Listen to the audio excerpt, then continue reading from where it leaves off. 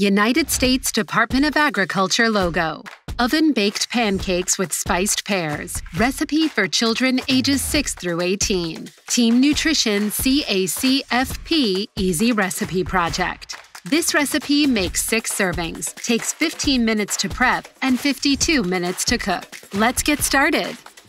Wash your hands for 20 seconds using soap and water. Lather hands and rinse off soap. Use a paper towel to dry hands. The recipe ingredients are shown on a cutting board. Turn on the oven and preheat to 375 degrees Fahrenheit. Combine 1 cup of whole wheat pancake mix and 1 cup of water into small bowl. Whisk. Spray a baking pan with cooking spray. Pour the batter into the prepared baking pan.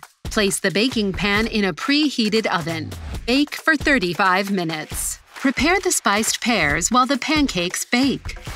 Separate 4 cups and 1 tablespoon, approximately 2 15-ounce cans, diced pears in extra light syrup. Strain the syrup into a medium-sized bowl.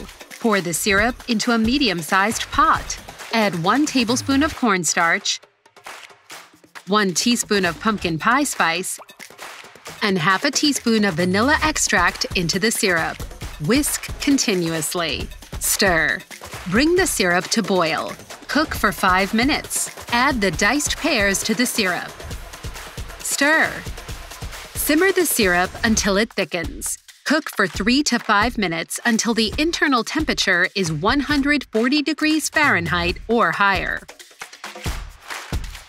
Cut the pancakes into 6 even slices and remove from the baking pan. Serve 1 pancake slice with a ½ cup spiced pears. The CACFP crediting for oven-baked pancakes with spiced pears for children ages 6 through 18 is as follows.